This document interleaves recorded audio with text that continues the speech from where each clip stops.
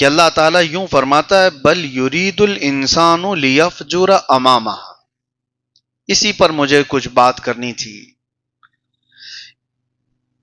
ایک جو بازار پورا لگا ہوا ہے پورے انسانوں کا، اس میں سے جس طرف نظر اٹھاتے ہیں کھیل کود تماشے اور لہو و لعب، دنیا اس سے بھری ہوئی ہے، نظارے دیکھنے میں مصروف ہے. ناچنے والوں کی تعداد ذرا کم نہیں ہے. ہر شہر میں ہر علاقے میں بے حیا لوگ، اوریاں لباس، یہ سب جگہ دیکھنے کو ملتا ہے. کبھی کبھار ہم نظر دوڑا کر کے دیکھتے ہیں کہ ان لوگوں کا ویژن کیا ہے. ہمارے ماحول میں ہم پلے ہوئے ہیں تو ایسا لگتا ہے کہ جوان ہوتا ہے بچہ تو کچھ کمانے کی سوچتا ہے، فیوچر بنانا ہے، گھر بسانا ہے، کوئی جاب لگ جائے، کوئی بزنس لگ جائے. لیکن ان ننگے لوگوں کو دیکھ کر یہ محسوس ہونے لگتا ہے کہ ان کا ویژن کیا ہے، یہ کس چیز میں کمانا چاہتے ہیں. ناچ بھنگڑا یہی تمام چیزیں. تو بعد میں سمجھ میں آیا کہ سب سے زیادہ تو وہی لوگ کماتے ہیں. وجہ کیا ہے؟ عیاش لوگوں کی آمدنی بہت زیادہ ہے، جسم بیچنے والوں کی آمدنی بہت زیادہ ہے. محنت کش جفا کش لوگ جو دن بھر محنت کرتے ہیں ان کی آمدنی قلیل ہے. ایک اعتبار سے دیکھا جائے تو گزر بسر کرنے والی، اور ان کے پاس راتوں میں بھی دن میں بھی بے تحاشا مال کی برسات ہو رہی ہے. پھر پتہ یہ چلا کہ ان کا بزنس، ان کا کاروبار جو چلتا ہے اس کی وجہ کیا ہے کہ یہ پوری دنیا تماشا دیکھنے میں سب سے زیادہ عادی ہے اور اس کو انٹرٹینمنٹ چاہیے. وہی قرآن میں اللہ فرماتا ہے بل یرید الانسان لیفجر امامہ. انسان یہ چاہتا ہے کہ اس کے سامنے بے حیائی ہو، وہ دیکھنا چاہتا ہے. اچھے لوگ اگر 4 لوگ یہاں کھڑے ہو جائیں مسجد کے باہر، امام صاحب ہو کوئی مبلغ صاحب ہو، کھڑے ہو کر کے کہنے لگے آ جاؤ تھوڑی دیر 5 منٹ آپ کچھ اچھی باتیں سن کر کے چلے جائیں، کان نہیں دھریں گے. پتہ نہیں کتنے سارے کام یاد آ جائیں گھر کے. لیکن اگر کسی کا جھگڑا ہو رہا ہو، کسی کی بائک سے ٹکر لگ گئی، وہ آپ کو بنا دعوت کی ہوئے وہاں بھیڑ جمع آتی ہے، کوئی بلایا نہیں ہے، زبردستی کھڑے ہو جاتے ہو. تماشا دیکھنا ہے کہ دونوں کے بیچ میں ہوتا کیا ہے. جہاں کہیں بے حیائی ہو رہی ہو وہاں پہ بھی بھیڑ ہو جائے گی، ننگے لوگوں پر نظر جلدی اٹھے گی، سیدھے لوگوں کی طرف لوگ نظر بھی نہیں رکھتے ہیں، وہ اپنے گردن جھکا کر نکل جاتے ہیں. تو پتہ یہ چلتا ہے کہ انسان کی فطرت میں آئی چیز ہے. بے حیائی دیکھنا چاہتے ہو اس لیے دنیا کا بزنس بڑا ہوا ہے، وہ عیاشی دکھانا چاہتے ہیں. آج آپ کو پتہ ہے کھیلوں کے میدان میں دنیا کی سب سے بڑی کمائی، فلموں کے میدان میں سب سے بڑی کمائی، وہ کون سی چیز ہے جو دنیا کو ترقی دینے والے کام کر رہے ہوں؟ کوئی فلم بنانے والے، ناچ گانے والے، وہ سٹار ہیں، سیلیبریٹی ہیں. وجہ کیا ہے؟ وہ کیا کام ایسا کر رہے ہیں جس سے بہت بڑی ترقی ہو رہی ہو، انفراسٹرکچر ٹھیک ہو رہا ہو. کچھ ہو رہا ہے؟ کوئی تو ایسی چیز نہیں ہے. وہ انٹرٹینمنٹ بول کر کے کر رہے ہیں. کیا آپ کو مزہ دینے کے لیے ہم یہ کر رہے ہیں.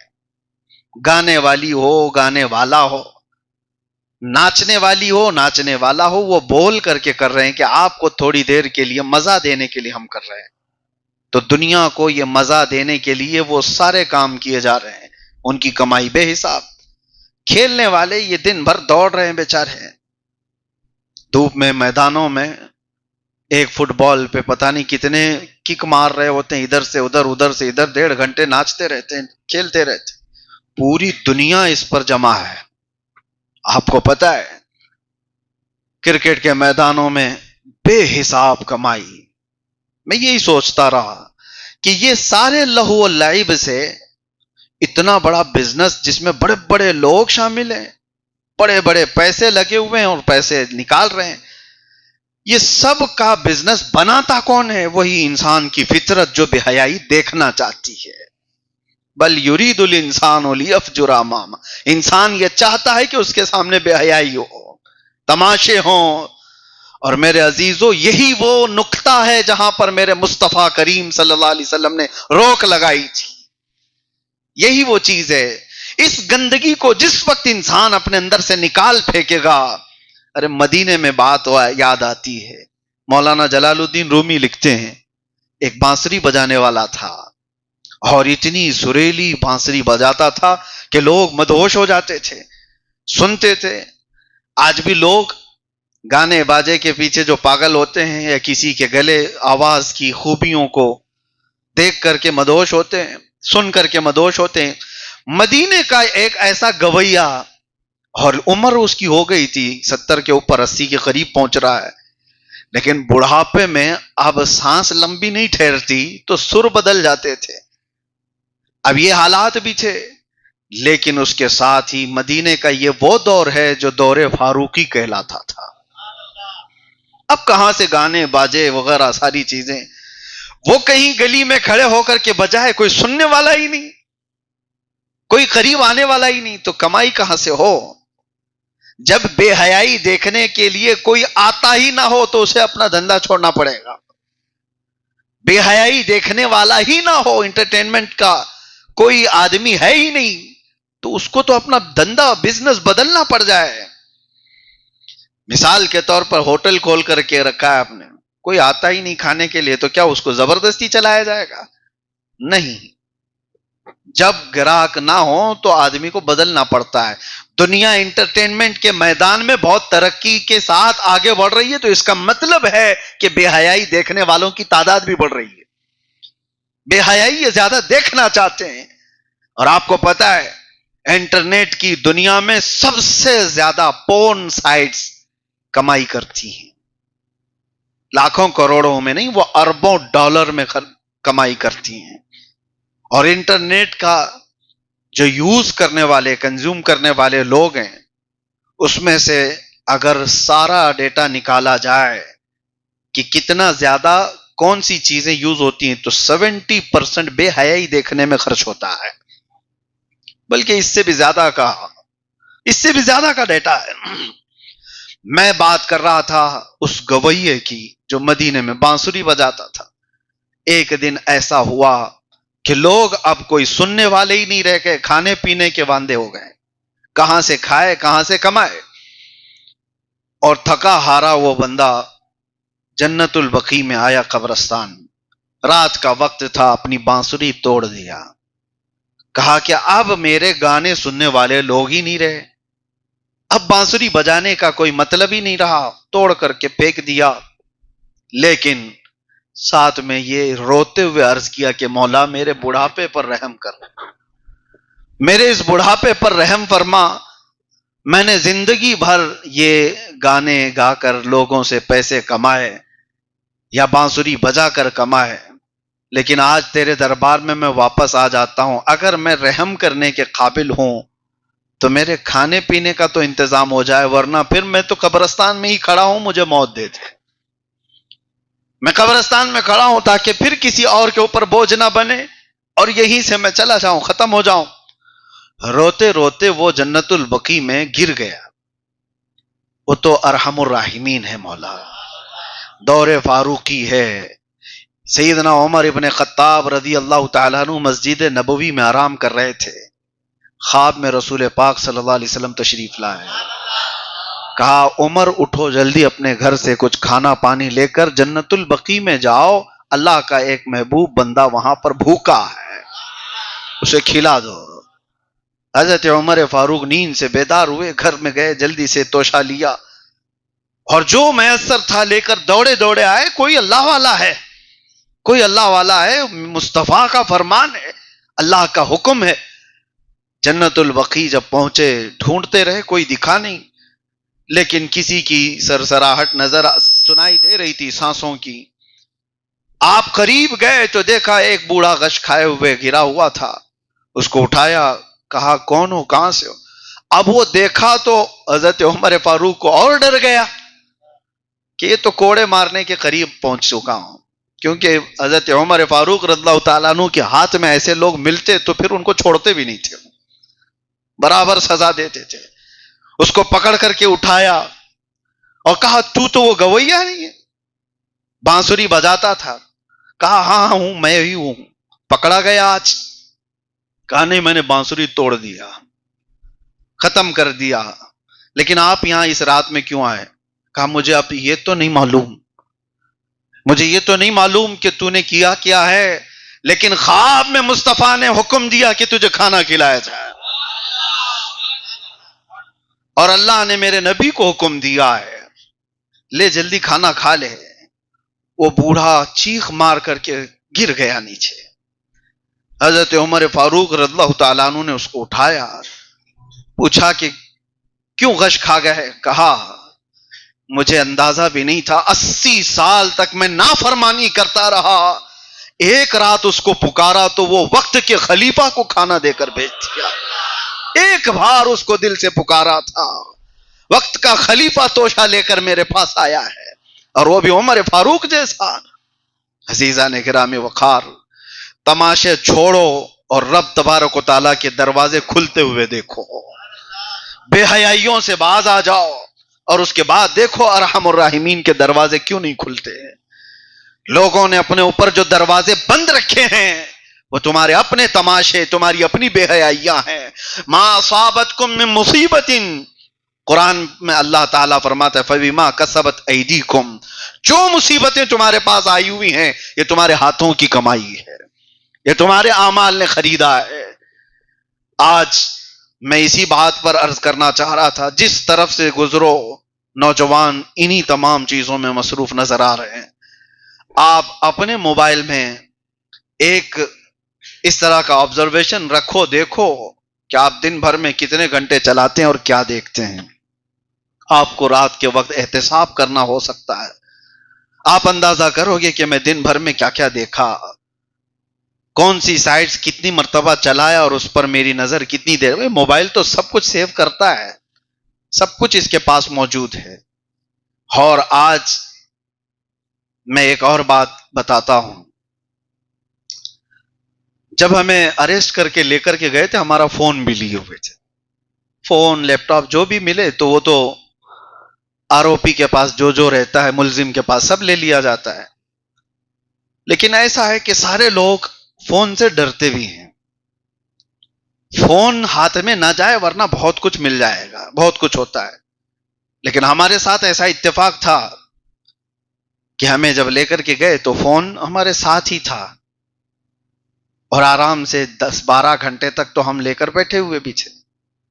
ہاں، کچھ وہ محبت کرنے والے پڑوس سے ہمیں کنٹینیو فون کرتے رہتے ہیں، تو یہ لگتا تھا کہ ان کے کالز کہیں دوبارہ مصیبت نہ ڈالیں. بہرحال جو ڈیلیٹ کر سکتے سب کر سکتے ہیں. ہمارے ساتھ بھی دوسرے لوگ بھی جب اندر جانے کے بعد پتا چلا کہ وہ ڈیلیٹ کرو، یہ ڈیلیٹ کرنا چاہیے، یہ ڈیلیٹ کرنا چاہیے. میں نے کہا ہمارے پاس تو کوئی ایسا ڈیٹا پہلے سے تھا بھی نہیں، چند کالز تھی، ٹھیک ہے وہ بھی گئی. فوراً فون بھی گیا، اور اس کے بعد 2 دن کے بعد ہی انویسٹیگیشن میں جب ہمارے سامنے بیٹھے کئی آفیسرز، تو سارا ڈیلیٹڈ بھی سب کچھ وہ لسٹ میں لے کر بیٹھے ہوئے. یہ صرف اور صرف باتیں ہیں کہ واٹس ایپ جو ہے تھرڈ پارٹی کو کچھ نہیں دیتا، دوسری تمام چیزیں جتنا ڈیلیٹڈ ہے وہ بھی ہے، سب کچھ ہے. بہرحال وہ چاہے جتنے سالوں پہلا بھی لے کر آتے تو کچھ فرق نہیں پڑتا. لیکن بات میں یہ کہہ رہا ہوں کہ دنیا کا ایک ہلکا معمولی علم رکھنے والا انسان تمہارے ڈیلیٹ کی ہوئی چیزیں لا کر تمہارے سامنے رکھ دیتا ہے. زندگی بھر کے کیے ہوئے بے حیائیاں وہ رحمان کے سامنے جب پیش ہوں گی، کیا کیا چیزیں تمہارے سامنے لا کر رکھ دی جائیں گی. اور قرآن یہ بھی کہتا ہے جب یہ سب چیزیں لا کر انسان کے سامنے رکھی جاتی ہیں، قیامت کے دن فرشتے کچھ چیزیں اٹھا کر کے لا رہے ہوتے ہیں. انسان پوچھتا ہے کیا ہے؟ وہ جمع کر رہے ہیں. سب کو تو اب تک ایسا لگتا ہے نامہ اعمال کا مطلب 4 A4 سائز کے پیج دے دی جائیں گے، 10-12 پیج ہوں گے، اس میں نامہ اعمال ہوگا. نہیں، کتابیں ہوں گی. اور کتابیں کیسی، کہاں تک؟ فرمایا کہ جہاں تک اس کی نظر جاتی ہے وہاں تک صرف اس کی کتابیں ہوں گی، اس کے اعمال لکھے ہوئے ہوں گے، فرشتے اٹھا کر کے لا رہے ہوں گے، اور یہ حیرت میں پوچھتا ہے یہ کیا ہے، یہ سب کیا ہے؟ فرشتے کہتے ہیں رب تعالیٰ نے دنیا میں جو حکم دیا تھا سب کچھ لکھا گیا ہے، اب پڑھو۔ جب وہ بندہ کھولتا ہے تو کیا پکار کر کے کہتا ہے پتہ ہے؟ قرآن کی جب یہ آیت میں پڑھتا ہوں رونگٹے کانپ جاتے ہیں۔ انسان یہ کہتا ہے مالی ھذا الکتاب لا یغادر صغیرۃ ولا کبیرۃ الا احصاها، اے اللہ یہ کیسی کتاب میرے سامنے لا کر رکھ دیا جس میں چھوٹی چیز بھی نہیں چھوڑی گئی ہے، بڑی چیز بھی نہیں چھوڑی گئی ہے، سب کچھ آ گیا ہے۔ تصویر کا ایک رخ یہ ہے ایمان کا ایک حصہ جس سے تم ڈرتے رہو کہ ہر چیز لائی جائے گی، لیکن ایمان کا ایک دوسرا حصہ بھی ہے۔ قرآن ہی میں اللہ تعالیٰ یہ بھی فرماتا ہے یمحو اللہ ما یشاء ویثبت وعنده ام الکتاب، ساری کتابوں کی اصل اللہ کے پاس ہے، وہ جسے چاہتا ہے مٹا دیتا ہے اور جتنا چاہتا ہے رکھ دیتا ہے۔ یہ بھی ہے۔ ایک اور بات مجھے یاد آتی ہے، بغداد میں ایک خاتون تھی، اس کا کہنا ہے خاتون نے ایک مرد ایسا تھا جو بہت پیسے والا تھا، پیسے جب کسی کے پاس آئے تو پھر اس کو کھجلی بھی زیادہ ہوتی ہے کہ خرچے کہاں ہوں گے۔ لوگ یہ سوچتے ہیں جب چھوٹے ہوتے ہیں کہ ہمارا تو 15-20 ہزار میں چل جاتا ہے، ان کے پاس تو 15-20 کروڑ ہے، کرتے کیا ہوں گے؟ جا کر کے دیکھو تو وہ شکایت ہی کر رہے ہوتے ہیں کہ کم ہے، ابھی چل نہیں رہا ہے سب کچھ، تمہارے 15-20 ہزار میں جو گزر بسر ہوتا ہے۔ یہی سوچ رہتی ہے بڑے لوگ کرتے کیا ہوں گے، کیا سونا چاندی کھاتے ہیں؟ پیٹ نہیں بھرتا ہے، کیونکہ دنیا کے اندر اتنی تمام بے حیائیاں اور تماشائیاں رکھی ہوئی ہیں جس میں پیسہ لگتا ہے، ہر ایک کا شوق بڑھتا جائے گا، اس کے لیے اتنا پیسہ اسے چاہیے۔ بغداد کا ایک بڑا مالدار آدمی پیسے بے حساب خرچہ کرتا تھا، کس چیز پر؟ بے حیائیوں پر، اور اس کو روز کوئی نہ کوئی ایک عورت چاہیے ہوتی جس کو پیسے خرید کر لاتا اور اپنے بستر کی اس کو زینت بناتا۔ یہ تمام حرکتیں تھیں اس کی۔ جوا الگ تھا، شراب کے اڈے الگ چلتے تھے، پیسہ تھا لیکن تھا مسلمان۔ مسلمانوں میں بگڑ جاتے ہیں کبھی تو اس طرح کے بھی ہوتے ہیں، اور یہ دولت ہی ہے جو اس کو دھوکے میں رکھتی ہے، یہ دنیا ہے جو اللہ سے اسے دور کر کے رکھتی ہے۔ سنیے اس بات کو، ایک دن ایسا ہوا کہ بازار سے گزرتے ہوئے ایک عورت کو دیکھا اور اسے وہ پسند آ گئی، جا کر اس سے بات کرتا ہے کہ کیا تجھے اتنے پیسے دے دیتا ہوں، گھر آئے گی میرے؟ وہ خاتون تیار ہو جاتی ہے کہ ٹھیک ہے میں آ جاتی ہوں، لے کر کے اس کو آ گیا۔ اس کا تو روز کا پیشہ تھا، معمول تھا عیاشی کرنا، پیسے اڑانا۔ جب اپنے گھر لے کر کے آیا اس عورت کو، اور اس کے بعد اپنے کمرے میں بلایا اور کہا کہ تیری یہ رقم، یہ ساری چیزیں لے لے، اور اس کے بعد میرے جسمانی سکون کا ذریعہ تو بن جا، جو مجھے چاہیے۔ تو دیکھا جیسے اس عورت کی طرف، تو عورت اتنا کانپ رہی ہے، ہاتھ پیر اور پورا چہرہ اس کا پیلا پڑا ہوا ہے۔ یہ ڈر گیا، کہا کہ تجھے بخار تو نہیں ہو گیا، کیا بات ہے؟ وہ عورت کہتی ہے بات در حقیقت یہ ہے کہ میں اس پیشے سے تعلق رکھنے والی عورت نہیں ہوں، میں بیوہ ہوں، میرے 3 بچے ہیں، اور 3 بچوں کو میں مسلسل کئی دنوں سے یہ تسلی دے کر کے گھر میں سلا رہی ہوں کہ کھانا آج آ جائے گا، کل آ جائے گا، میرے گھر پر اب کچھ باقی نہیں رہا، ایک دانہ بھی باقی نہیں رہا۔ تو میں نے سوچا اپنے بچوں کا پیٹ بھرنے کے لیے میں بازار چلی جاؤں، تو نظر آ گیا اور تو اپنے گھر لے آیا۔ تھوڑی دیر کے لیے میں سوچ بھی لی کہ چلو ٹھیک ہے، ایک بار جسم اس کے ساتھ دے دیا جائے تو بچوں کا پیٹ تو بھر جائے گا، بچے تو کھا پی لیں گے۔ میں ہمت کر کے آ تو گئی، لیکن جیسے ہی میں اپنے جسم کی طرف دیکھتی ہوں تو مجھے رب یاد آتا ہے۔ سوچتی ہوں کہ اس کے سامنے میں کیسے اپنا لباس کھولوں کسی غیر مرد کے سامنے؟ کیا ارحم الراحمین مجھے نہیں دیکھ رہا ہے؟ اس کے دیکھتے ہوئے اس کے سامنے میں اپنے آپ کو ننگا کیسے کروں؟ بس یہی بات ہے کہ کپ کپی آ رہی ہے، جسم پیلا پڑ گیا ہے، بس اتنی سی بات ہے۔ جس وقت وہ ارحم الراحمین تھوڑی آنکھیں بند کر لے میں تیرے ساتھ کام کروں، کبھی یہ ممکن ہے؟ وہ نوجوان گھبرا گیا، اس عورت کی آواز میں اتنا اثر تھا، اس نے کہا تو مسلسل کئی دنوں سے بھوکی رہ کر کے اللہ سے اتنا ڈر رہی ہے، میرے پاس تو بے حساب مال ہے، روز میں یہ کام کر کے بھی نہیں ڈر رہا تھا۔ میرا دل کتنا سخت ہو گیا۔ اس کے دل پر وہی رات یہ بات اثر کر گئی، اس نے اس خاتون کو جتنے پیسے تھے دے دیا، کہا میں توبہ کرتا ہوں، اس کے بعد سے اپنی راتیں کبھی رنگین نہیں کروں گا۔ اس کا ایک معمول تھا، وہ اپنی ڈائری رکھا ہوا تھا، لوگ ڈائری بنانے کی عادت رکھتے ہیں، روز کیا کیا ہوا سب لکھ دیتے ہیں، تو اس کا بھی یہ معمول تھا، برسوں سے وہ ڈائری میں لکھتا جاتا تھا، آج اس عورت کے ساتھ، کل اس عورت کے ساتھ، کل پرسوں اس کے ساتھ کیا کیا حالات ہوئے تھے، جوئے میں کتنے جیتا تھا، شراب کیسی پیا تھا، ناچ گانے کیسے دیکھا تھا، سب ڈائری میں روزانہ لکھتا تھا، بھری ہوئی تھی ڈائری۔ اب اسے ڈر یہ تھا کہ اتنی بڑی ڈائری میرے پاس گناہوں کی موجود ہے، ایک رات خالی اس عورت نے دل بدلا، یہ پچھلا سارا کیا ہوگا، میرے مال اور دولت نے مجھے یہاں تک پہنچا دیا، لیکن دل بار بار کانپ رہا تھا۔ اس عورت کو تو عزت کے ساتھ وہ بھیج دیا اس کے بچوں کو پیسے دے کر، لیکن آ کر کے اللہ کی بارگاہ میں رونے لگا، کہا میں اگر چھوڑ دوں مولا، یہ توجہ بہت سارے لوگوں کے لیے مسئلہ ہے، بہت سارے لوگ یہ سوچتے ہیں کہ اتنا ہو گیا اب کیا ہونے والا ہے، اتنا تو کر چکا ہوں اب بچا کیا ہے، ان لوگوں کے لیے ہے، چاہے تمہاری جان یہاں تک پہنچ جائے تب بھی نا امید نہ ہو۔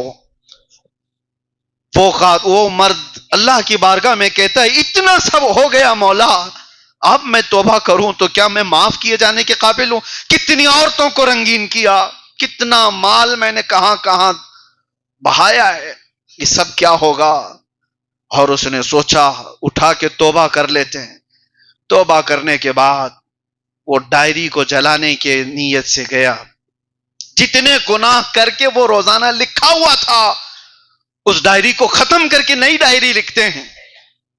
یہی حیرت کی بات ہے جو مجھے چھو لیتی ہے بات، وہ جوان وہ ڈائری اٹھا کر کے لاتا ہے تو دیکھتا اس کے پورے پنے بالکل سفید ہیں، کہیں کچھ لکھا ہوا نہیں ہے، کہیں کچھ نہیں ہے۔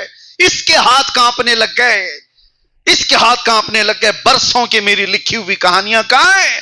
غیب سے آواز آتی ہے، جب کوئی دل ہمیں دے دیتا ہے تو ہم اس کے اعمال بھی صاف کر دیتے ہیں، اس کے ساری پچھلی چیزیں معاف کر دی جاتی ہیں۔